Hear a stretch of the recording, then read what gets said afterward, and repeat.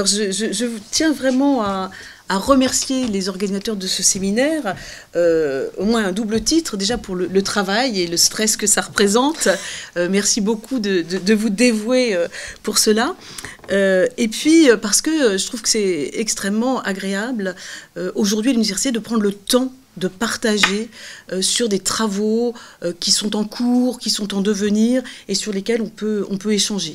Le temps du colloque est un temps nécessaire, mais souvent extrêmement précipité. Et le temps du séminaire, c'est quelque chose qui permet un échange. Et en tout cas, Ninon Maillard, moi-même, on y est très sensible. Et c'est en partie pour cela qu'on est vraiment contente d'intervenir dans le cadre de ce séminaire. Et on va vous proposer de partager donc, autour d'un de nos projets. Mais préalablement, je voudrais tenir quelques propos introductifs pour raconter un petit peu comment on en est venu aussi à cette recherche qui met en relation l'art et le droit.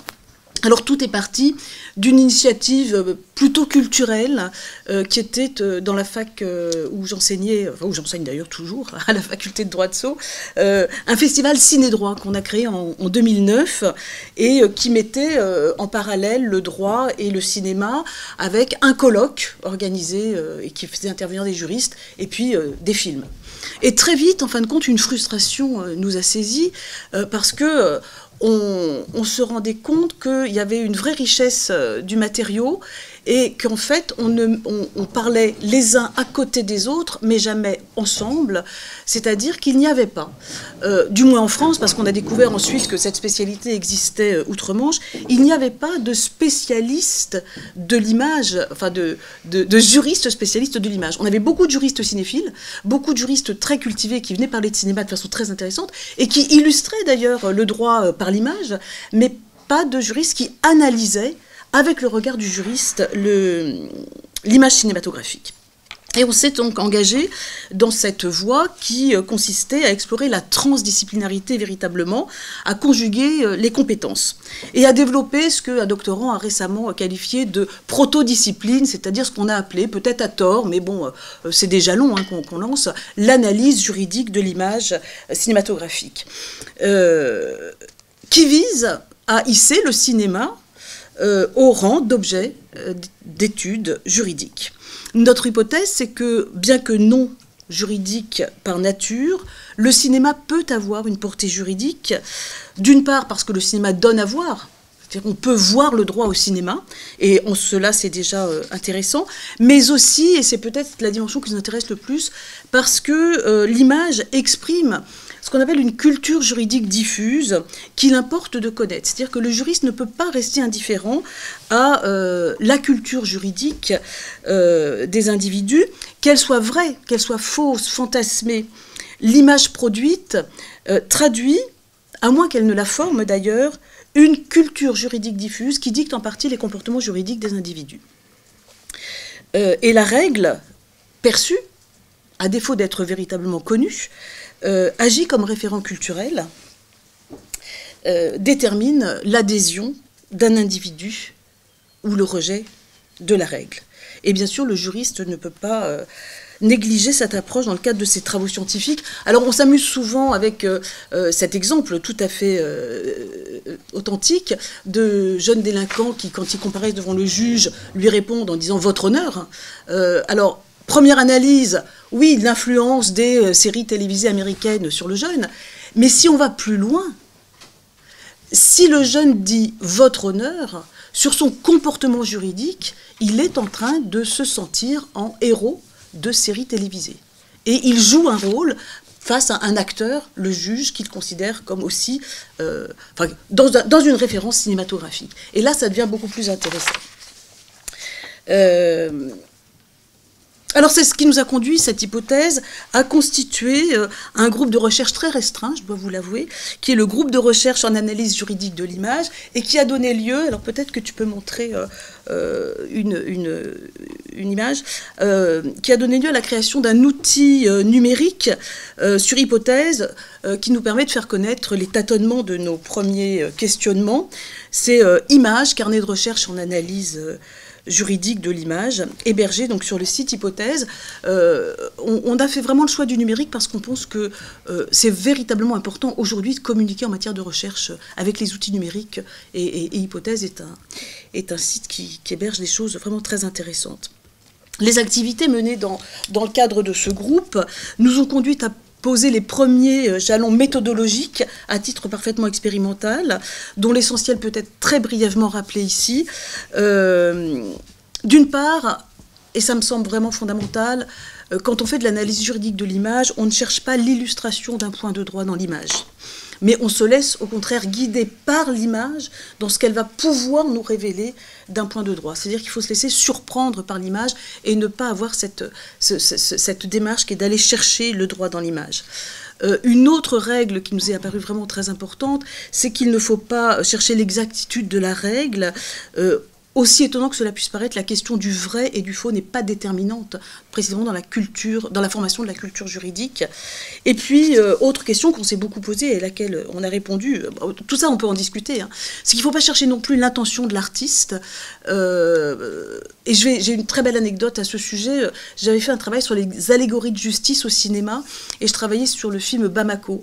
Et j'écris au réalisateur en lui demandant s'il avait fait de Mêlée une allégorie de justice, parce que je retrouvais dans l'analyse du personnage au cinéma tous les codes iconographiques de l'allégorie de justice au XVIIe siècle. Et il me répond « Mais qu'est-ce que c'est qu'une allégorie ?» Et j'ai trouvé la réponse absolument formidable parce que voilà, ça a donné lieu à un article que vous pourrez lire. Véritablement, Mêlée est une allégorie de justice au cinéma, mais l'auteur ne le sait pas. Donc finalement, peu importe qu'on s'intéresse à l'intention de l'artiste. Alors, à partir de ces travaux sur le cinéma, on a étendu nos travaux aux arts en général, quels qu'ils soient, beaucoup l'art contemporain, beaucoup les performances. Et c'est-à-dire que ce qui nous retient aujourd'hui, c'est l'approche visuelle du droit, dans toutes ses formes artistiques, parce que aujourd'hui, on ne peut pas le nier, de plus en plus d'artistes s'emparent du droit, qu'il s'agisse des concepts, qu'il s'agisse des objets, des symboles ou des gestes juridiques, ils s'en emparent pour leur création. Ils en font la matière première de leur création artistique, au point qu'ils performent souvent le droit. Ils vont interroger le concept, ils vont interroger sa plasticité, ils vont le modeler, ils vont le sculpter, et ils tendent parfois à le réformer. Et là, c'est aussi un travail qu'on fait maintenant avec les artistes sur la capacité, sur ce qu'on appelle en anthropologie l'agence. Hein. Est-ce que l'art peut avoir une capacité d'action sur le droit qui mènerait à la réforme ? Et c'est ce qui nous a conduit donc à beaucoup de travaux. Ninon, peut-être je te laisse dire 2 mots de ce sur quoi tu travailles actuellement, parce qu'on a des travaux individuels et là on va après vous parler d'un travail commun. Oui, disons que ce qui est intéressant, c'est que j'ai travaillé sur une production visuelle qui était un petit peu, on va dire, de l'art recherche, hein. Un documentaire, une production visuelle de Sarah Van Act qui s'appelait Dust Breeding. Et pourquoi j'étais vraiment tombée là-dessus un petit peu par hasard, mais parce elle s'était saisie d'archives judiciaires, hein, du tribunal pénal de l'ex-Yougoslavie, et elle avait vraiment travaillé cette matière, à la fois des archives, mais elle était aussi allée faire une performance dans le tribunal avec des frottages et elle avait combiné tout cela dans un documentaire très fort, très puissant, d'un point de vue d'écriture de l'histoire, hein, de ces procédures judiciaires.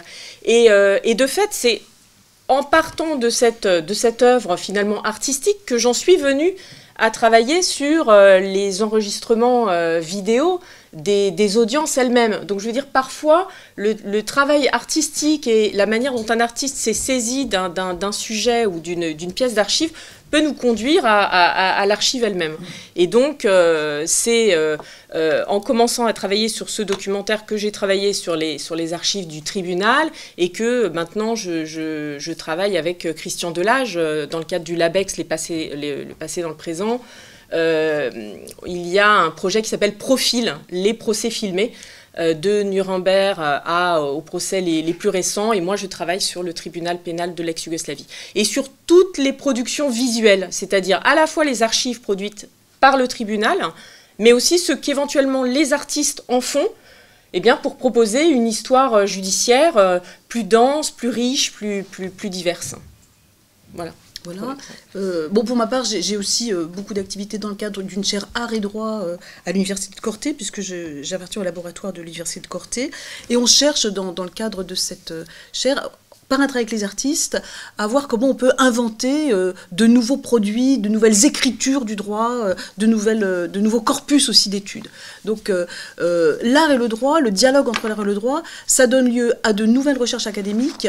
Et puis je pense que d'un point de vue professionnel aussi c'est important, c'est-à-dire que former les juristes à l'analyse de l'image, ça me paraît aujourd'hui incontournable par rapport aux pratiques professionnelles. Hein, les interrogatoires en visioconférence, les analyses d'images, preuves, enfin, il y a énormément de choses. Je ne vais pas développer, je voudrais qu'on passe plus de temps à parler donc, du projet qui nous intéresse aujourd'hui, que Ninon va vous présenter, et qui est un travail qu'on mène en commun depuis quelque temps ensemble. Oui, voilà. À partir de toutes ces recherches en fait un peu ponctuelles, on a décidé de produire un ouvrage et qu'on est en train d'écrire. Et donc c'est un petit peu cette piste qu'on vous propose aujourd'hui de voir ensemble. C'est donc un ouvrage donc sur les procès fictifs avec le sous-titre que vous avez donné tout à l'heure, c'est-à-dire les usages artistiques et sociaux du procès dans la cité. Et en fait, on part de cet intérêt, cette richesse de cette étude, c'est-à-dire on voudrait s'intéresser à l'intérêt et souligner l'intérêt démocratique, historique et juridique de ces productions et de ces procès fictifs, et puis évidemment plus largement des représentations artistiques du droit et de la justice. Et effectivement, cette problématisation autour des enjeux et des effets permet de dépasser cette frontière un petit peu obsolète, un petit peu limitée du vrai et du faux. Ça ne veut pas dire qu'on n'en parle pas, hein, mais que c'est pas là-dessus que porte véritablement notre analyse.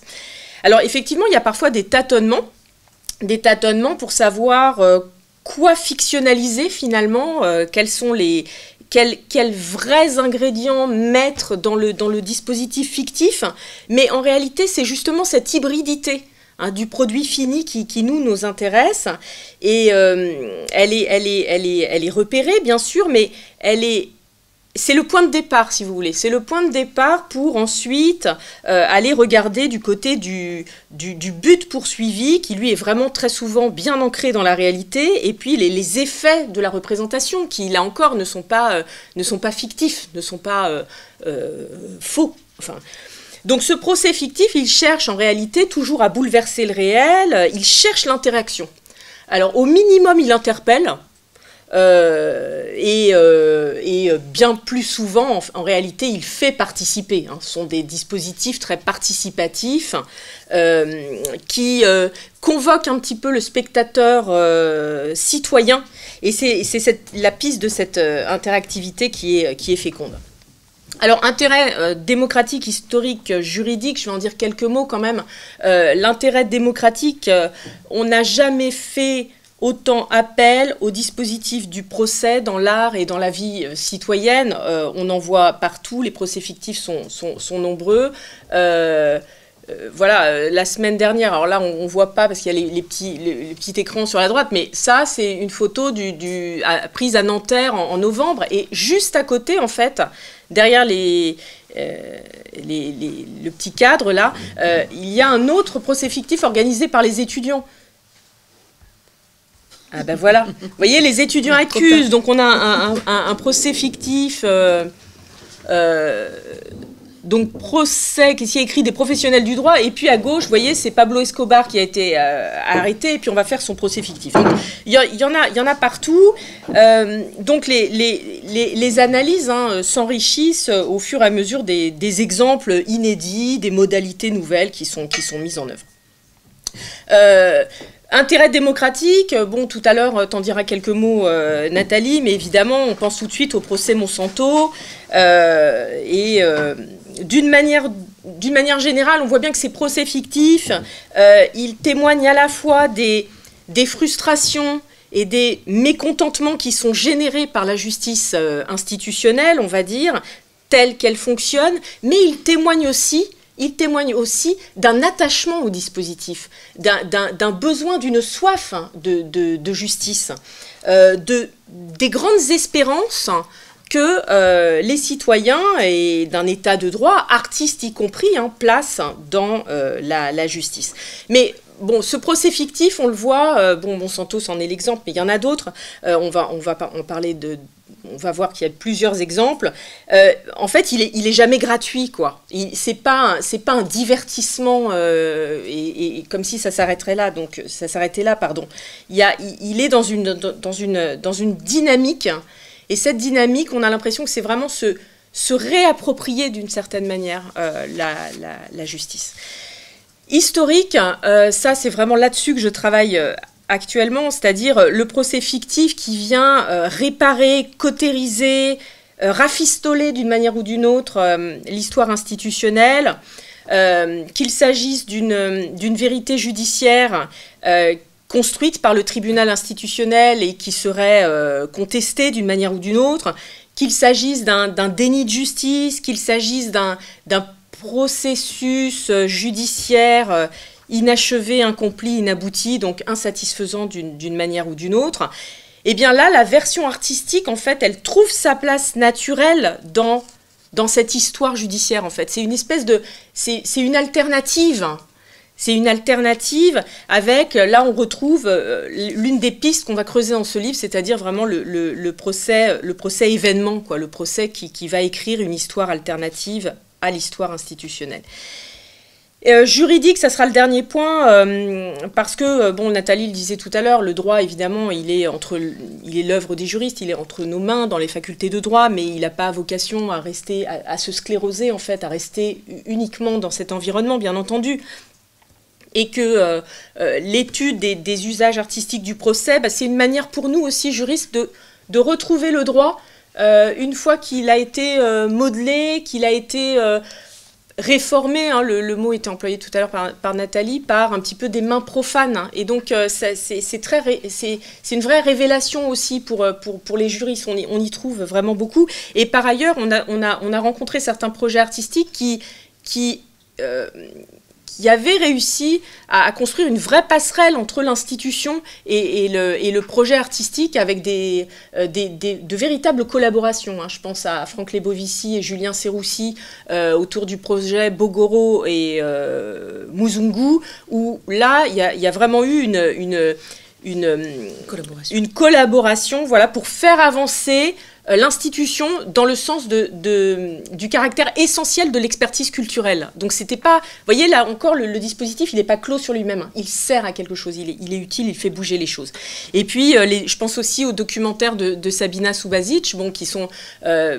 c'est pas véritablement artistique, mais disons que c'est une forme médiatique de recherche via un documentaire. Et là, son documentaire a vraiment été exploité et a contribué aux avancées du droit international sur la question du viol comme arme de guerre. Donc là encore, on est sur des choses vraiment qui font bouger les choses. Voilà, donc là, il n'est pas question de définir un corpus exhaustif ici, mais on va présenter comme ça quelques pièces et les sillons qu'on a creusés. Avec, on peut venir au plan, en réalité... voilà, avec donc le plan de l'ouvrage, qui n'est pas le plan de oui, qui est le plan de l'ouvrage qu'on projette.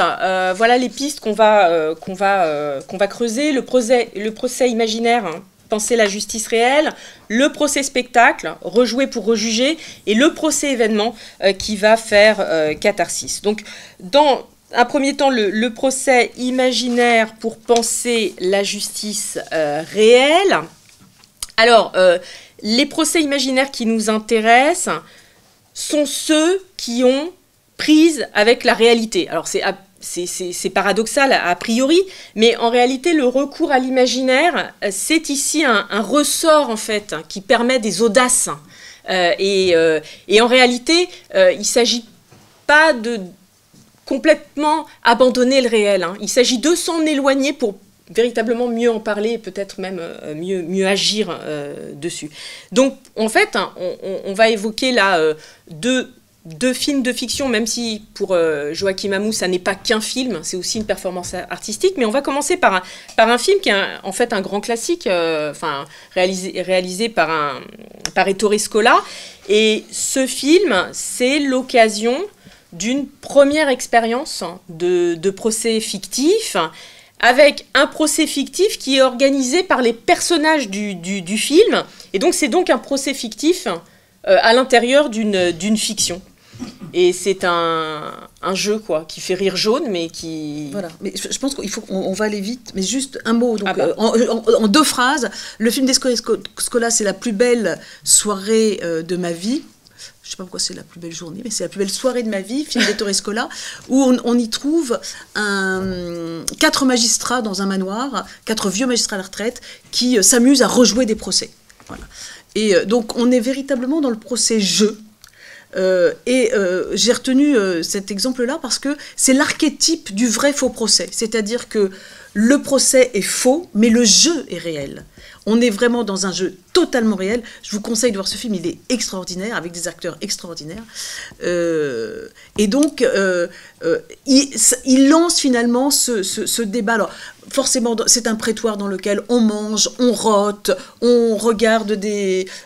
oui, juste après. Le prochain, vas-y, voilà, on regarde des magazines porno, donc tout est dévoyé. Et en fait, ce jeu autour du procès permet à Ettore Scola de faire une critique de l'institution judiciaire italienne, mais en passant par quelque chose, une farce incroyablement loufoque. Voilà.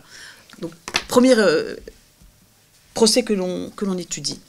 Un autre dispositif, mais qui va aboutir à un film aussi complètement de fiction, vraiment, c'est UIP 27 de Joachim Amou. UIP 27, ça veut dire United Israel Palestine 2027. Israël et la Palestine, toute la région est placée sous la puissance des Nations Unies. Il y a un tribunal international qui est créé pour résoudre les conflits entre Israéliens et Palestiniens dans ce nouveau cadre politique. Et le litige, en fait, est imaginaire et fictif. C'est un litige qui porte sur un terrain qui est revendiqué par 2 occupants successifs, un Israélien et un Palestinien. Et donc Joachim Amou imagine ce procès transposé dans un futur qui permet de tout inventer. Et il construit une œuvre qui se comprend vraiment dans le temps long et une œuvre multiforme. C'est-à-dire que c'est un concept vraiment intéressant qu'on va retrouver dans d'autres œuvres comme celle dont je parlerai tout à l'heure, Please Continue Hamlet, c'est-à-dire un projet multiforme. C'est une installation locale, une performance, enfin plusieurs performances, et puis en bout de processus, en fait, un film de fiction. 2 ans de performance avec un dispositif de procès, c'est ce que vous voyez à l'écran. Vous voyez, ça, ce sont les performances. Donc, un procès fictif pour résoudre la question de l'attribution de la terre, avec des traducteurs, un avocat de la justice internationale, un militaire israélien, et puis Joachim Amou qui organise des échanges entre les acteurs, les professionnels, les personnes qu'il fait témoigner sur scène, et puis évidemment le public. Et toutes ces performances lui permettent d'écrire son scénario. Donc sur le long terme, il va nourrir son film de cette écriture collective. Et donc, d'une certaine manière, le procès final, en fait, le procès de fiction, il est, on pourrait dire, je reprends cette expression, mais inspiré de faits réels, quoi. C'est-à-dire qu'il y a du réel un petit peu dans cette fiction, partout, vraiment, et j'ai pas le temps de détailler, mais le produit final, c'est vraiment une réflexion sur la résolution des conflits, c'est une réflexion sur le collectif et l'individuel, sur le dispositif du procès lui-même, Sur la question de l'échelle aussi, de l'international au terrain des deux particuliers. Sur la mission d'objectivité aussi des magistrats, enfin il y a beaucoup de choses. Hein. C'est un projet qui ressemble véritablement à une poupée russe. Hein. Et c'est le recours à la fiction en réalité qui permet vraiment de disséquer tout ce qui peut se croiser en fait à l'occasion d'une audience. Donc c'est vraiment ce qui fait la richesse de ce projet. Deuxième sillon, très différent, le procès spectacle, où là on est sur quelque chose qu'on a intitulé « Rejouer pour rejuger ». Et vraiment ici, on ne joue plus vraiment en réalité. Là, les éléments de fiction et de réalité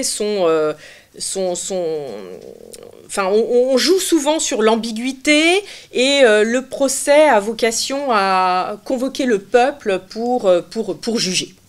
Alors, rejuger dans le cas du procès de Louis XVI sur TF1, et cette fois-ci, hein, il n'y a pas de suspense, hein, le voici acquitté, il sauve sa tête hein, au nom du peuple français. Rejuger dans le cas d'un autre programme sur Arte qui s'appelait, auquel vous avez peut-être participé, Intime Conviction. Il y avait un téléfilm et puis ensuite un procès. Ça va être finalement interdit, mais bon, vous avez peut-être eu envie de participer, on va dire. Et donc, effectivement, interdit par le juge après une plainte de l'accusé. Donc une procédure réelle, cette fois-ci, qui s'est reconnue, et puis que d'ailleurs la France entière a pu reconnaître. Rejugé dans le cas d'Hamlet, hein, mais ici c'est un personnage fictif qui est jugé, encore jugé, rejugé, soir après soir, à l'occasion de plusieurs représentations. Et puis, donc la troisième piste, hein, donc pour vous présenter l'ensemble et ensuite on reviendra, c'était ça, aux deux procès en question. Le procès événement qui fait catharsis. Et ici, c'est pas la confrontation des verdicts contradictoires en fait qui est susceptible de créer la polémique, voire de déstabiliser l'institution. C'est pas ça qui est recherché. C'est au contraire l'invention d'une justice. Hein. L'invention d'une justice qui vraiment s'inscrit au cœur de la cité, hein, au cœur de la société. Et ça n'est plus une expérience de jugement. On voit vraiment la différence avec les procès dont on vous parlait juste avant. Là, c'est pas le jugement, où il ne s'agit pas de faire un travail sur l'intime conviction, mais c'est vraiment une expérience de justice hein, qui est proposée. Bien souvent là pour pallier hein, les insuffisances d'une justice institutionnelle. Donc là, on avait deux pistes, enfin trois plus exactement. Monsanto, le film Bamako, et puis les procès de Moscou de 1000 euros. Tu veux dire quelques mots quand même de Monsanto Très rapidement, de Bamako à Monsanto, c'est-à-dire que Bamako, c'est un film d'Abderrahmane Sissako en 2007, où Abderrahmane Sissako imagine totalement un procès qui n'a pas eu lieu et qui ne pourrait pas avoir lieu, c'est-à-dire le procès de la Banque mondiale. Et il fait tenir ce procès dans une cour de sa maison à Bamako, avec des vrais magistrats et des vrais avocats qui vont vraiment se charger du dossier avec des vrais témoins. Et c'est à mon sens la première fois qu'une telle mise en scène a lieu au cinéma, qu'on fait intervenir des vrais professionnels de la justice sur un film qui est écrit sauf pour la part du procès. C'est-à-dire que le procès est totalement improvisé par les professionnels de la justice. Abderrahmane Sissako, quand il parle de son film, il dit « c'est une fiction. Je n'ai jamais voulu, je n'ai eu aucune prétention de réformer la justice, de dire quoi que ce soit de la justice. J'ai inventé de toute pièce une fiction. Et je ne pense pas changer le monde. » 10 ans après, le tribunal Monsanto reprend exactement la mise en scène de Bamako, parce que de vrais juges, en tout cas c'est comme ça que se présente ce tribunal Monsanto, dans un vrai tribunal, mais il s'agit de la société civile, et il n'y a pas de légitimité institutionnelle, vont juger la multinationale Monsanto. Donc on a ce procès mené par la société civile, parce que l'institution judiciaire ne fait pas ce procès-là, ne peut pas faire ce procès-là, alors la société civile s'en empare. Voilà. Donc il y avait une continuité de Bamako à Monsanto, et ça sera une partie de l'étude de l'ouvrage. Autre piste du côté du procès événement, les procès de Moscou de Milorad, vous en avez certainement entendu parler aussi. Là, on a Milorad qui va remettre en cause, mais vraiment dans le sens juridique, judiciaire, hein, remettre en cause ces affaires, c'est-à-dire organiser un procès alternatif. Tout par des procédures qui ont été menées en Russie contre des artistes et contre les Pussy Riot aussi. Hein, il y avait deux procédures et quelques années plus tard, Milorad organise ce procès fictif. Comment dire ça en 3 jours d'audience, il se fonde sur la procédure pénale russe, procédure qui n'avait pas été respectée par la justice institutionnelle. En fait, c'est ça que Milorad dit, et c'est pour ça que les activistes et les orthodoxes vont accepter de jouer le jeu. C'est ça qui est dingue, c'est qu'ils sont très intéressés par ce procès fictif. Pourquoi ? Parce que là, il y a un enjeu déterminant, c'est quand il y a les droits de la défense qui sont respectés, est-ce que le verdict sera le même ? Et pour eux, il y a un enjeu très, très, très fort, c'est-à-dire que la vraie victoire pour eux, ça serait qu'un jury libre prononce la condamnation des artistes. Et donc, ils sont vraiment impliqués dans le procès de Milorad. Et il y a évidemment des professionnels de la justice qui sont... Alors, vous avez en haut le véritable procès. Alors, le sous-titre, c'est que les témoins de la défense n'ont pas du tout été entendus, en fait, n'ont pas été écoutés, leur parole n'a pas du tout été prise en compte dans le cadre du véritable procès. Et puis, en dessous, vous avez le dispositif fictif. Et puis ça, c'est le jury. Le jury qui a été choisi avec un panel représentatif de la population. C'est une performance qui n'est pas passée inaperçue. Hein. D'abord, au moment où elle a eu lieu, on a les services de l'immigration qui sont intervenus pour essayer d'entraver le cours de ces audiences. Et puis, suite à la fin de cette performance, Milorad a essayé de revenir en Russie 6 mois ou 1 an après, et puis on lui a refusé l'entrée. Il n'a pas pu retourner en Russie.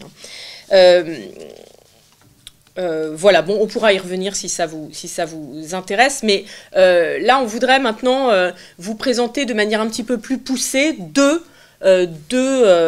des procès fictifs sur lesquels on va travailler. Le premier, ça sera Louis XVI. Louis XVI à la télévision. Louis XVI à la télévision, c'était quand? Alors, c'était TF1. 1988, mais je vais présenter. Alors, le procès de Louis XVI qui se déroule à la télévision, c'est une émission... on le voit à l'affiche, un peu ancienne, 1988. Elle est projetée le 12 décembre sur TF1 dans le cadre des célébrations du bicentenaire de la Révolution française. L'émission dure 1h40. Elle s'appelle « Au nom du peuple français ». Elle a pour sous-titre le procès de Louis XVI, parce que d'autres procès étaient prévus qui n'ont pas eu lieu compte tenu de la qualité de cette émission que vous pourrez apprécier. Je crois qu'ils ont abandonné l'expérience. Elle est conçue et préparée par Yves Mourouzi sur un texte d'Arthur Comte en partenariat avec le Figaro Magazine. Ce qui est très intéressant, c'est que cette émission, elle est déjà interactive, c'est-à-dire qu'il va y avoir une première partie qui est jouée, elle était prévue dans le grand amphithéâtre de la Sorbonne, mais je crois que finalement elle est jouée dans une galerie. Elle est jouée donc en direct face au public. Et elle est écrite, c'est-à-dire qu'Arthur Comte a écrit le procès de Louis XVI à partir de documents historiques authentiques. Et puis il y a une partie improvisée qui est la plaidoirie, le réquisitoire du personnel de justice, et vous allez comprendre pourquoi c'est improvisé. Et puis à l'issue de ce procès qui est joué en direct face aux caméras, eh bien les spectateurs sont invités à se prononcer sur la culpabilité du roi. Ils votent durant 1 heure par téléphone ou par Minitel. Il y en a pas dans la salle qui ne savent pas ce que c'est. Et l'on découvre ici ce procédé qui fera recette, à savoir inviter le public à jouer. Rassurez-vous, Ninon a déjà révélé, il n'y a plus de surprise, Louis XVI est acquitté. Bien sûr que l'émission interroge sur la valeur d'une consultation 200 ans après les faits. Le vote d'un public assis devant l'écran de sa télévision a-t-il véritablement un sens? Mais il y a beaucoup plus grave que ce questionnement-là, sans doute pour des considérations d'audimat et pour éviter de politiser la question en plein bicentenaire.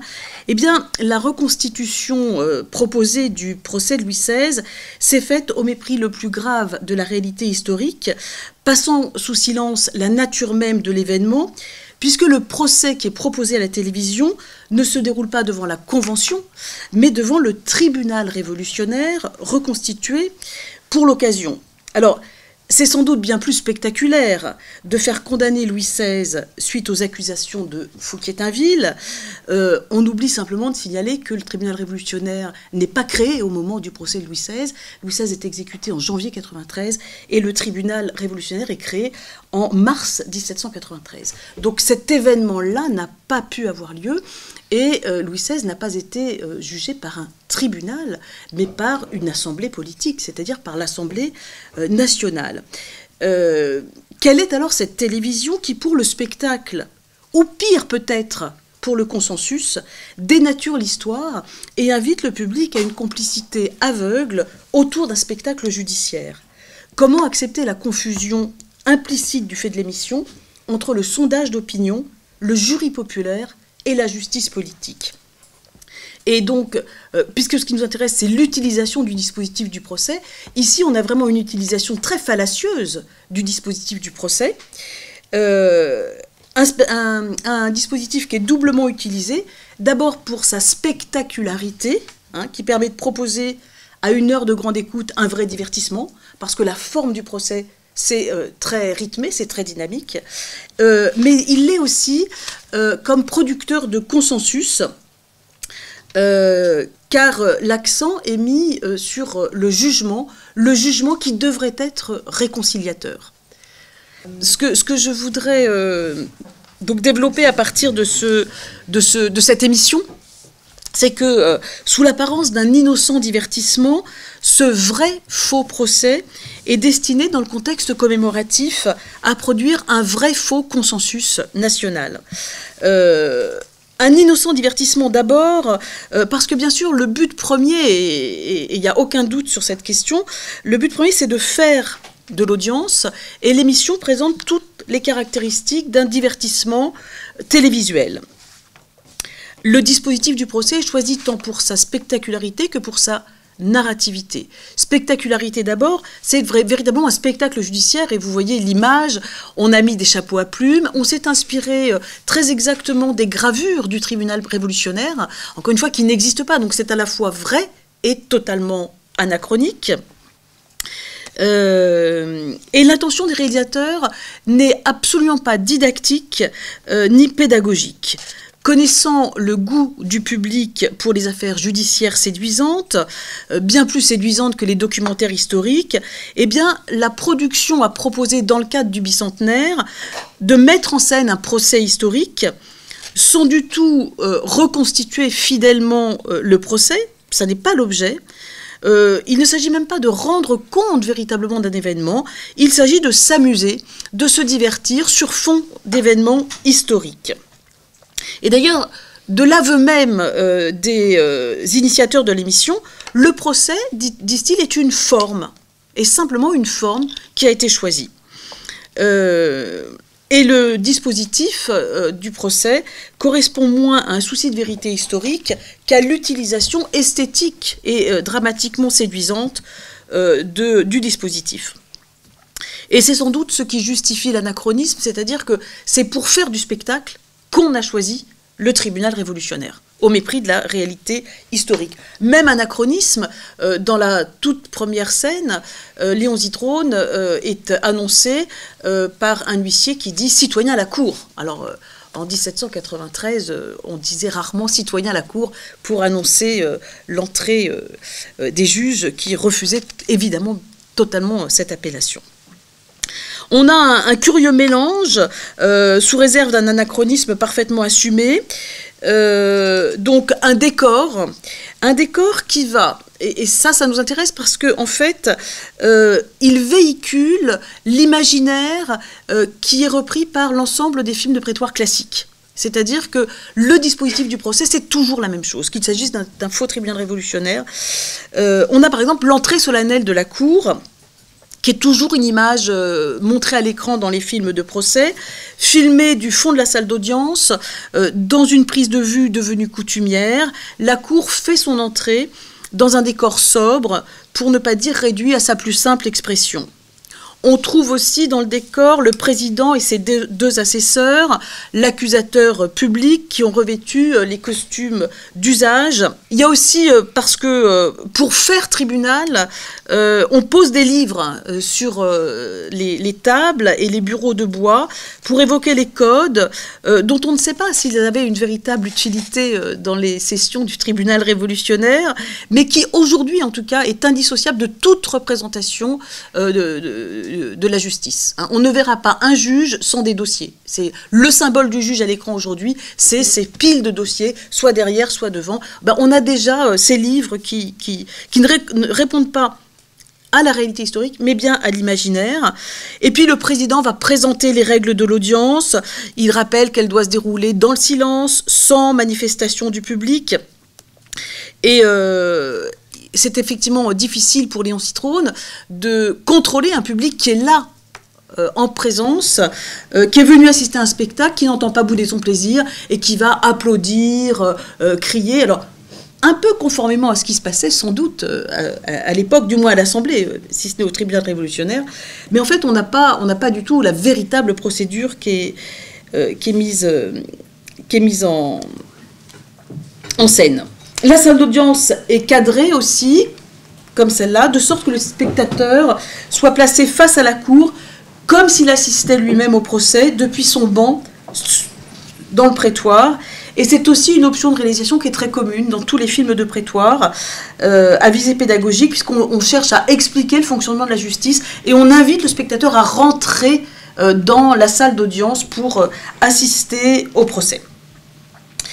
Les impératifs du spectacle télévisuel se substituent aux vertus didactiques d'un documentaire historique. Et on a donc un procès qui se réduit à une opposition manichéenne entre deux camps, les pour et les contre. On invente des rôles pour donner du rythme au spectacle, celui d'un avocat commis d'office, qui sera incarné par Jacques Vergès, et puis un avocat de la partie civile, qui est Gilbert Collard, à qui on demandera d'improviser. Alors on les voit là à l'écran, ils sont en costume de ville, et ils donneront justement un rythme totalement anachronique. Alors ils ne devraient intervenir que dans la seconde partie, et finalement, je pense qu'ils avaient dîné avant et qu'ils avaient beaucoup arrosé leur dîner, parce que Jean Edernalier fait des tirades tout à fait incroyables, mais tous, en fin de compte, personne ne respecte son rôle, donc il parle à tort et à travers, en parlant des droits de l'homme, en parlant des choses qui sont véritablement anachroniques. Enfin, les droits de l'homme, c'est pas anachronique, mais la façon dont ils en parlent est anachronique. Jean Edernalier aussi improvise, c'est l'accusateur public, et bien évidemment, il improvise parce qu'il n'y a pas de texte. Encore une fois, l'accusateur public au procès de Louis XVI n'existe pas, donc Arthur Comte n'a pas de texte à faire dire à ce personnel. Spectacle et aussi récit fictionnel, je ne vais pas m'attarder, mais on a, et on le voit dans cette image qui concentre tout, en fin de compte, un mélange de vrai et de faux. Les costumes de ville et les costumes d'époque, le public présent et les acteurs, la caméra qui nous fait face parce qu'on filme en direct cette performance. Donc on mélange les genres, est-ce que c'est du théâtre, est-ce que c'est un procès? On mélange les temps, on mélange les espaces, on est véritablement dans un brouillage des repères spatio-temporels, au point que l'on ne sait pas finalement quelle est la nature de ce divertissement télévisuel. Certains ont parlé d'un divertissement d'utilité publique, dans la mesure où on y évoquait le procès du roi. Je préfère l'analyse de Jean-Marie Schiffer dans Pourquoi la fiction, qui parle d'une feintise ludique partagée. Feintise parce qu'il s'agit de faire semblant, ludique parce qu'on y suspend les règles de la réalité sans véritable intention de tromper, et partagée parce que les partenaires reconnaissent mutuellement leurs intentions respectives. Il n'y a pas de tromperie, c'est d'une farce, c'est une bouffonnerie, et personne ne s'y trompe. Ce qui pourrait passer pour un simple divertissement historique n'est pourtant pas innocent, et c'est là que les choses, à mon avis, se gâtent, car le choix du dispositif du procès, comme artifice de mise en scène, emporte aussi l'intention d'instrumentaliser le public et agit comme perversion de la démocratie. Et ici, j'irai très vite, parce que je préfère qu'on en parle plutôt que de trop développer, mais l'émission entend produire un consensus réconciliateur qui va être créé par deux moyens, la mémoire et le jugement. Mais la mémoire, c'est par la falsification historique, dans une réécriture du roman historique, du roman national.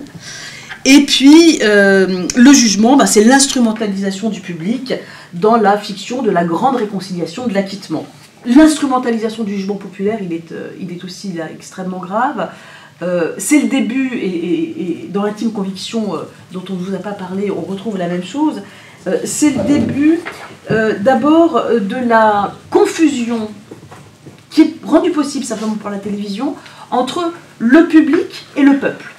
Désormais, le public devient le peuple, et à de multiples occasions, Léon Strauss dira « c'est le peuple qui juge, c'est vous qui jugez, vous avez été nombreux à regarder la télévision, 200 ans après, les Français jugent Louis XVI ». Non, ce n'est pas les Français qui jugent Louis XVI, c'est les téléspectateurs. Donc, la confusion public et peuple, c'est assez grave. Et la seconde confusion, c'est quand le public-peuple devient peuple-juge. Car le public est invité à juger, je l'ai dit, par Minitel. Le président, vous l'avez... Alors voilà, ça c'est... J'aime beaucoup cette... c'est ce qui apparaît à l'écran, à la télévision. Hein. Exil 16-1 ou 42-20. Voilà. On signalera que la communication est payante. Hein, c'est-à-dire que l'émission rapporte, gros. Le Louis XVI rapporte encore à la France. Et donc, en fait, par cette confusion du peuple juge, on atteint ce que déjà Pierre Legendre, qui nous a quittés récemment, annonçait, à savoir le média-juge. Le média-juge, c'est quand on confond le peuple français avec le peuple des téléspectateurs. Aujourd'hui, ce serait le peuple des internautes, hein, où on pourrait faire juger, rendre des verdicts populaires par le biais des médias. Ce qui est grave, donc, ce n'est pas seulement de jouer avec la justice, c'est de jouer avec la démocratie à travers cette fiction du jugement populaire. Ce que d'ailleurs certains ont dénoncé en parlant des jeux du cirque revus par Yves Mourouzi.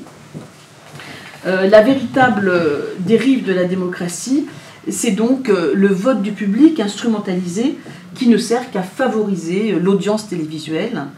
Et le dispositif du procès, dans le cadre de cette émission télévisuelle, est instrumentalisé pour soutenir une falsification, et mieux encore, il se part de la force du droit en utilisant le dispositif judiciaire pour légitimer une falsification historique.